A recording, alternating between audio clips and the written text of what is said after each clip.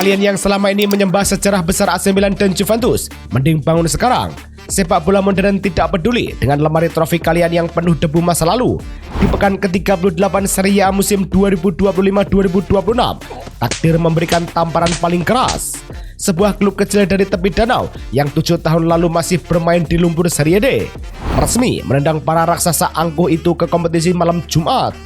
Ya, Como lolos ke UEFA Champions League. Ini bukan fiksi, ini adalah kenyataan paling gila yang bikin jantungan seluruh pencinta bola.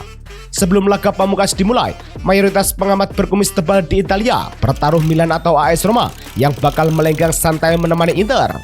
Como, mereka cuma ada di posisi kelima, dianggap tim hore yang kehabisan bensin di tikungan akhir. Tapi sepak bola selalu punya cara magis untuk menertawakan prediksi manusia. Lewat kombinasi kemenangan telak Como, badai kartu merah lawan, dan runtuhnya mental klub-klub mapan, Como mengunci posisi 4 besar dengan 71 poin. Ini bukan cuma cerita tentang sebuah klub yang lolos ke Eropa. Ini adalah pembuktian bahwa uang yang dikelola dengan otak dan hati bisa meruntuhkan hegemoni dinasti sepak bola Italia yang mulai usang. Mari kita putar waktu ke belakang, biar kalian paham seberapa besarnya skala mukjizat ini. Tahun 2019, Como adalah klub bangkrut yang terkapar di kasta keempat Serie D.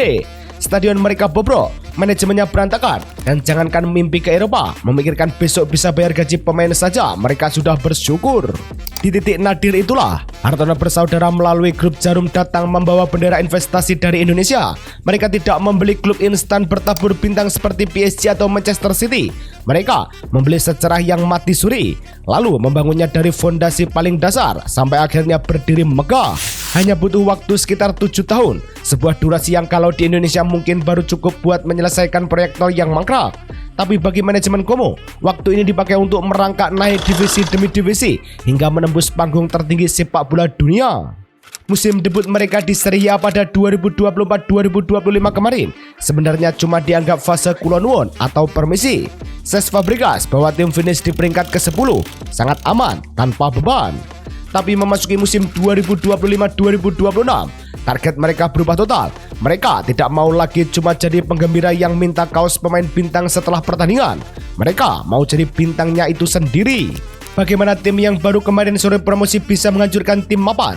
Jawabannya ada di kepala satu orang, Cesc Fabregas.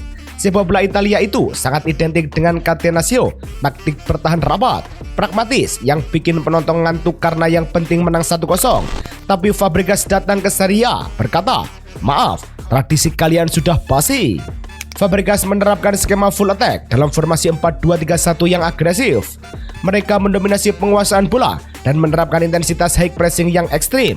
Como memimpin liga dalam hal efisiensi merebut bola kembali di area pertahanan lawan. Begitu lawan salah oper sedikit karena panik, boom, itu langsung dikonversi menjadi peluang emas. Ditambah lagi pendekatan psikologis Fabregas yang pernah menyerap ilmu dari Arsene Wenger, Pep Guardiola, hingga Jose Mourinho. Dia memperlakukan pemain muda seperti sahabat, tapi menuntut kedisiplinan layaknya tentara. Strategi mereka juga didukung penuh oleh sistem transfer berbasis data atau Moneyball. Manajemen tidak asal beli pemain tua berlabel bintang demi menaikkan penjualan jersey. Mereka mendatangkan kepingan-kepingan puzzle yang lapar akan kejayaan. Mari kita bedah pilar-pilar penting ini. Nico Paz, pemuda Argentina nomor punggung 10 jebolan Real Madrid ini adalah ruh permainan Como. Dengan koleksi 12 gol dan 6 assist, Nico Paz adalah motor serangan utama sekaligus kreator yang punya visi sejelas layar monitor 4K. Anastasios Douvikas, mesin gol asal Yunani yang sangat klinis di kotak penalti. Finish sebagai top scorer klub dengan 14 gol di Liga, 17 gol di semua kompetisi. Dia adalah peluru utama yang menyontek semua umpan matang. Lucas Dajuna dan Jesus Rodriguez, duo sayap maut. Rodriguez jadi pelayan setia dengan 9 assist, sementara Dajuna menyumbang 6 gol termasuk penalti dingin di laga penutup musim. Maximo Peron dan Maxence Caqueret, double pivot yang bertugas sebagai tukang angkut air sekaligus benteng pertama pertahanan badai di lini tengah. Jacobo Ramon dan Marc Olivier Kemp, duet back tengah yang komplit. Ramon yang baru berusia 21 tahun bermain tenang layaknya veteran, sementara Kemp memberikan jiwa kepemimpinan plus bonus 4 gol dari situasi bola mati. Jean Butes, kiper Prancis yang menjadi penyelamat berulang kali di momen krusial sepanjang 38 pertandingan. Sekarang, mari kita masuk ke kehidupan utamanya, drama gila di pekan ke-38. Skenarionya begini, Como wajib menang lawan Cremonese sambil berdoa khusyuk agar AC Milan atau AS Roma tergelincir. Di atas kertas, peluang Como itu tipis sekali, setipis harapan kalian balikan sama mantan. Tapi Tuhan punya skenario yang jauh lebih epik. Como menjalankan tugasnya dengan sempurna, membantai Cremonese dengan skor telak 4-1. Satu kaki mereka sudah di Eropa, tapi mata semua staf pelatih di bangku cadangan tertuju pada layar ponsel pintar mereka, memantau apa yang terjadi di San Siro. Di San Siro, AC Milan hanya butuh hasil imbang melawan tim papan bawah Cagliari untuk mengamankan posisi 4 besar. Entah mengapa, malah tampil lemah seperti pemain yang belum sahur. Di depan pendukungnya sendiri, Milan justru terkena serangan jantung kolektif, tumbang tragis 1-2. Hasil itu membuat poin AC Milan mandek di angka 70. Di detik-detik akhir kompetisi, Como yang mengoleksi 71 poin langsung menyalip dari tikungan luar dengan sangat elegan. Nasib apes juga menular ke Turin. Juventus yang mengintip peluang lewat derby Della Mole melawan Torino malah harus mengalami drama non-teknis. Laga mereka sempat ditunda 1 jam gara-gara supporter yang ricuh di luar stadion. Ketika pertandingan akhirnya dimulai, mental para pemain Juventus sudah ambruk duluan karena mereka tahu dari siaran langsung kalau Como dan Roma sudah memenangkan pertandingan mereka. Juventus main tanpa gairah, berakhir imbang 2-2 dan finish di peringkat ke-6 dengan 69 poin. Kombinasi pekan ke-38 ini resmi membuat Como mencetak sejarah emas lolos ke UCL. Sementara tim sebesar AC Milan dan Juventus harus rela turun kasta dan siap-siap main di hari Kamis malam alias Liga Eropa musim depan. Kasian ya, tapi ya sudah, nikmati saja perjalanan jauh ke Eropa Timur. Tapi tunggu dulu, performa gila Como musim ini sebenarnya bukan cuma kebetulan di pekan terakhir. Sepanjang musim, mereka sudah sering membuat kejutan besar. Mereka berhasil menembus babak semifinal Coppa Italia untuk pertama kalinya dalam 40 tahun setelah menyingkirkan juara bertahan Napoli lewat adu penalti 7-6 di Naples. Langkah mereka baru terhenti secara terhormat oleh Inter Milan di Giuseppe Meazza dengan drama comeback tipis 2-3.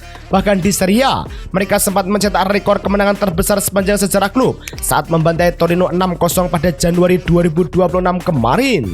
Namun, di tengah euforia dongeng indah ini, kita wajib memberikan pandangan objektif sebagai pengingat. Liga Champions itu adalah dunia yang sangat berbeda. Ini adalah tempat berkumpulnya para monster Eropa, Real Madrid, Manchester City, Bayern Munchen. Ada pepatah kuno atau kutipan bijak yang sering kita dengar. Menuju puncak itu sulit, namun bertahan di puncak jauh lebih berdarah-darah. Tantangan Como musim depan akan berlipat ganda. Kedalaman skuad mereka akan diuji habis-habisan karena harus bermain di 3 kompetisi sekaligus. Lolosnya Como ke Liga Champions adalah bukti sahih bahwa sepak bola tidak melulu soal nama besar dan masa lalu yang megah. Dengan skuad muda yang ada ditambah taktik radikal dari Cesc Fabregas, menurut kalian, seberapa jauh Como bisa melangkah di Liga Champions musim depan? Apakah mereka hanya akan jadi tim pelengkap yang numpang lewat? Atau justru bisa membuat kejutan besar dengan menumbangkan raksasa Eropa lainnya? Tulis opini kalian di kolom komentar. Jangan lupa buat klik tombol like. Share ke teman-teman kalian yang fans Milan atau Juventus buat sekedar menghibur mereka yang lagi sedih. Dan pastinya subscribe biar gak ketinggalan info sepak bola paling mutakhir. Saya pamit, sampai jumpa di video berikutnya.